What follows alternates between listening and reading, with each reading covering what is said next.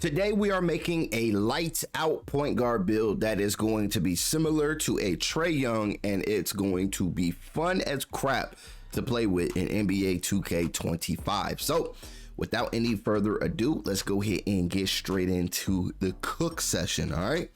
First off, we're going to start with choosing a point guard, and then for our height, excuse me again, for our height, we're going with a 6'4" point guard. Our weight is going to be 185.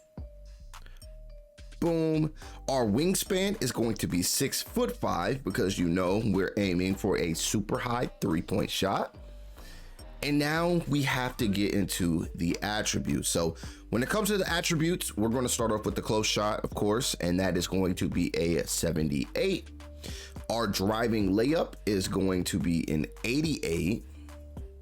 Here we go. So we're really going to rely mostly on our driving layup, which is a lot cheaper than the driving dunk in NBA 2K25. So we completely just discarded the driving dunk here. So that's going to be a 25. Our standing dunk is going to be a 26. And then our post control is going to be a 40. Boom. All right. Now let's get into the fun part. All right, everything after this is fun. Mid-range shot, we are going with an 88. Now we all know if you've played NBA 2K25 for at least a couple days, then you know the mid-range shot is by far the easiest shot that you're going to get in 2K. All right, it's pretty consistent. You can, shifty shooter out of anything. You can step back. You can have a lot of fun in the mid-range game. So having an 88 mid-range is literally diabolical in this game, but we're just going to have fun with it. Mid-range 88. Our 3-point shot is going to be a 93. Now we decided to go 93 here, just knowing that we are going to be able to cook up a lot more with cap breakers. So the goal was to get literally a lot of these top tier shooting badges on Hall of Fame. That's all we needed to be. Hall of Fame. Now, if we want to use a tier 1+1, then we can use that and then get one of these badges on Legend, but we don't need to go that OD, in my opinion. So a 93 is where we're going to stop when it comes to our 3-point shot. If we were to allocate just five, I would say 4, because I think we only really need a 96.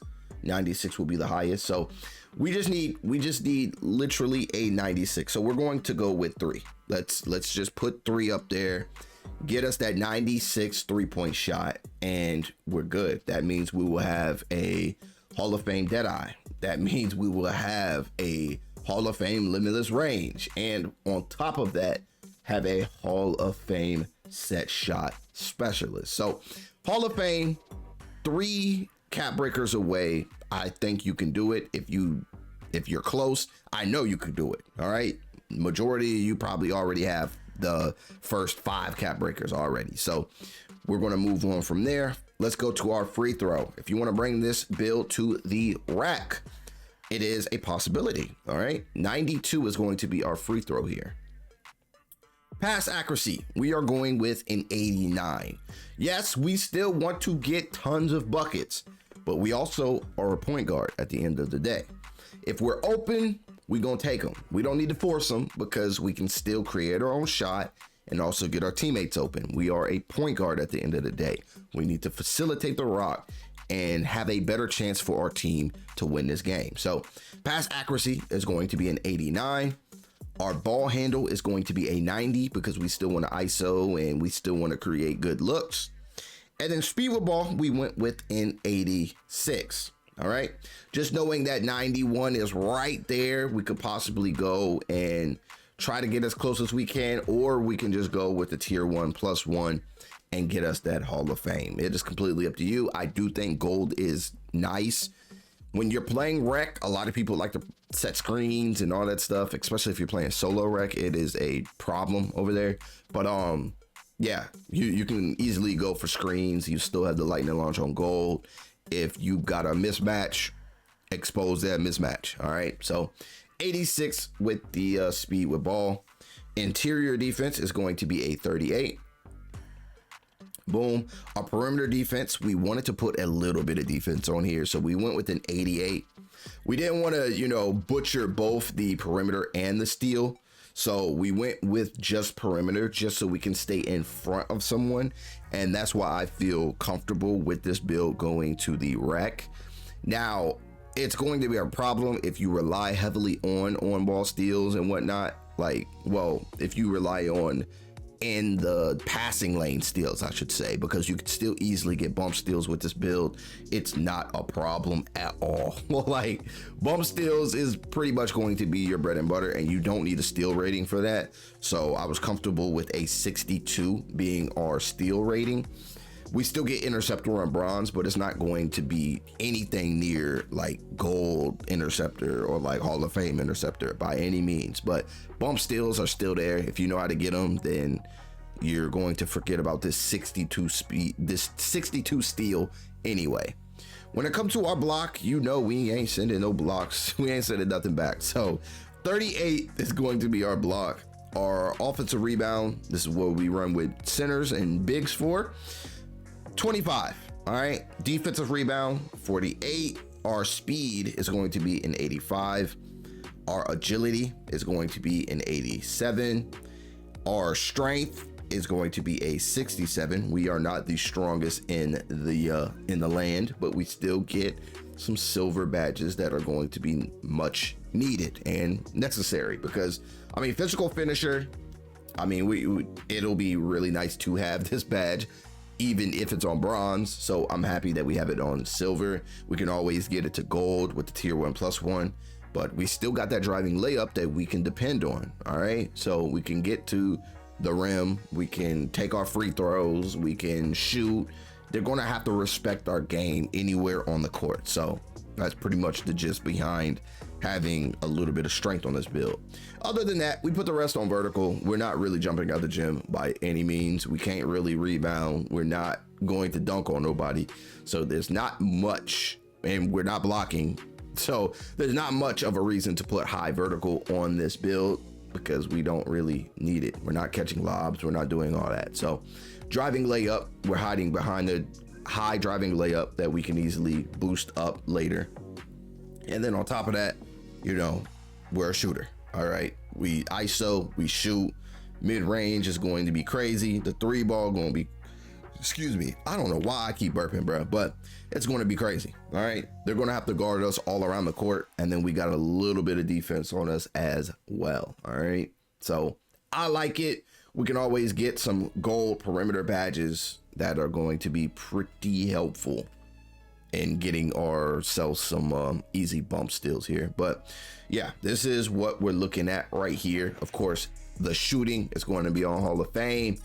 We're not a stranger to splashing down those free throws. And then of course we can create our own shot. We got dribble moves galore. And then we got a little bit of defense on us, not a lot of steal, but I think we can look past that and still be successful with this build.